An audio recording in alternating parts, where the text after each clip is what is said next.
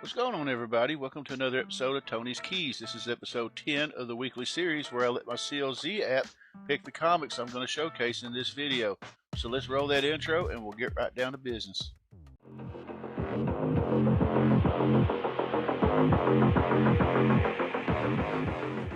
Alright, so first off, our very first book is a Marvel graphic novel, issue number 4, and it is The New Mutants.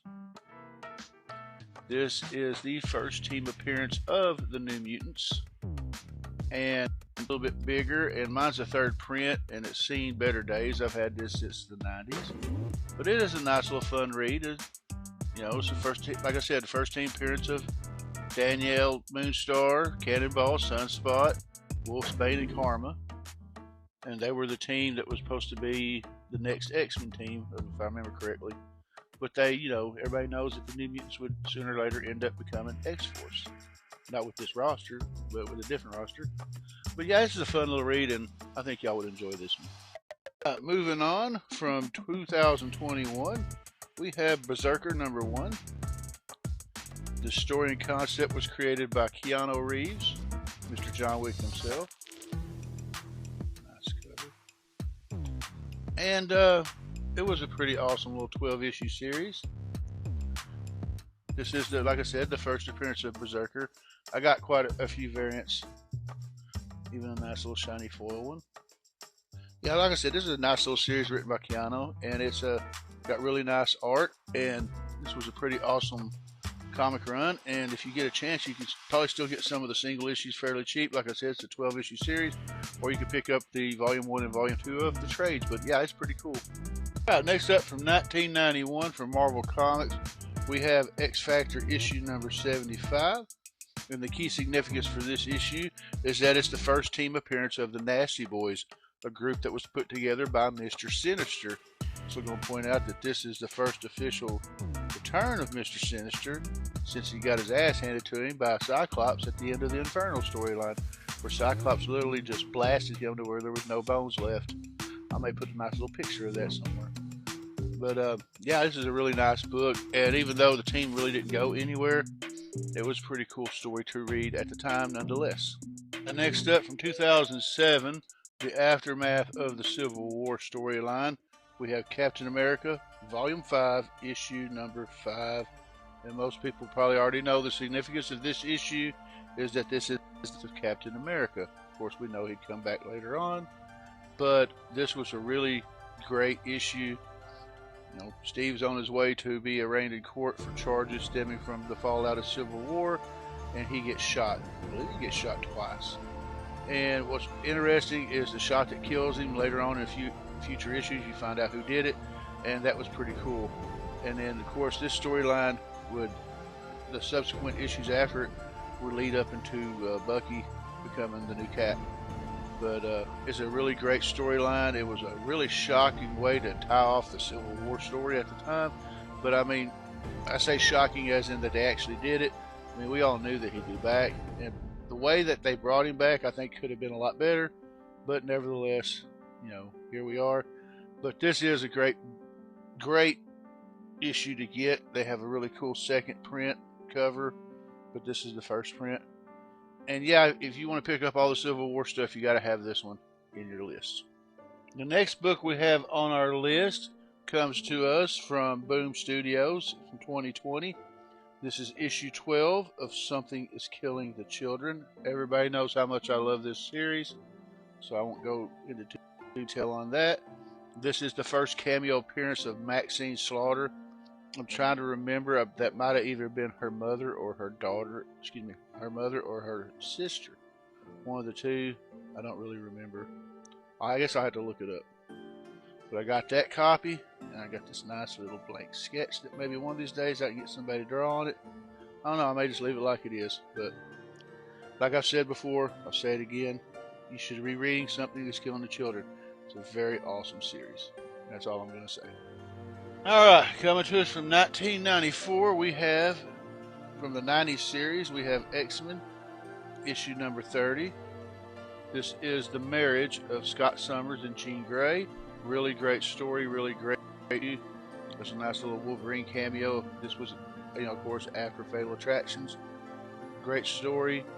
I might have to get me another copy because mine is water damaged, but it's got a nice wraparound cover, I believe, if I remember right. And yeah, I mean, we all know that most Marvel marriages don't last, but hey, it was a pretty good story at the time. So yeah, if you're a Scott or Gene fan, go ahead and pick this one up. If you haven't already got it, you may already have it. You can still get it for pretty cheap. And they even have a facsimile edition of it as well. Alright, next up from 1974, we've got a Bronze Age one. This is Captain America issue number 176. This might be the first time, maybe, I don't know, but the key significance is that Captain America resigns. He gets tired of the way things are going and what America stands for, so he quits. And then a few issues down the line, he becomes the Nomad. It's a really great story. I love this book. However, my copy is incomplete. I'm going to get me another copy because it's missing the Marvel value stamp. Point of note, you know, most of the big bronze books, when you're buying bronze back issues from a certain point in time, like Hulk 81 for example, 181 I mean, you got to make sure that that stamp is in there, otherwise the book is considered incomplete if you're wanting to get it slabbed or whatever. But yeah, it's like I said, it's a pretty good story. And like I said, this might be the first time that Steve quit. Don't know, but yeah, you should pick it up especially if you're collecting Cap. It's definitely on the list that you should pick up.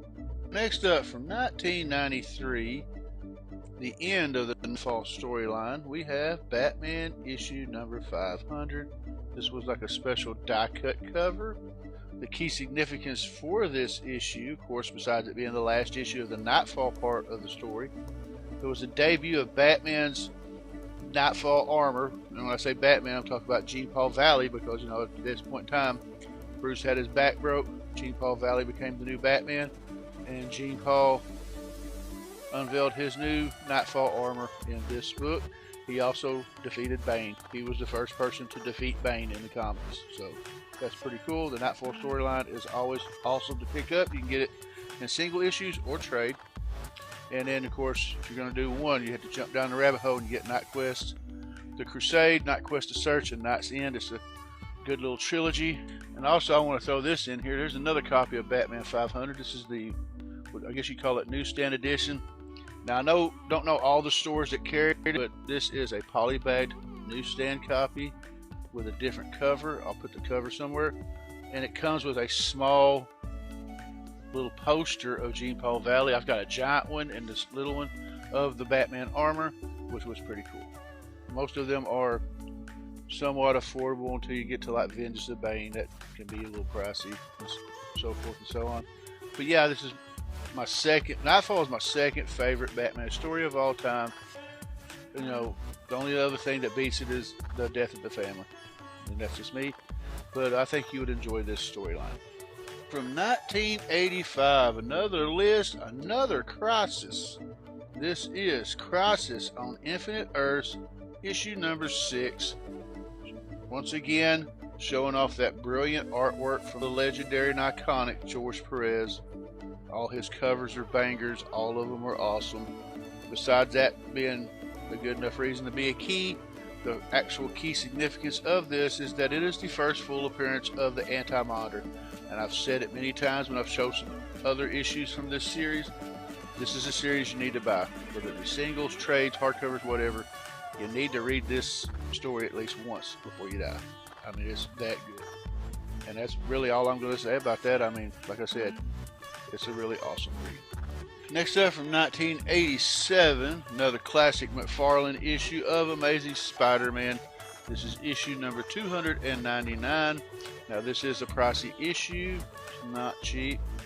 And especially if you want grade. And the key significance is that this is the second cameo appearance of Venom, aka Eddie Brock.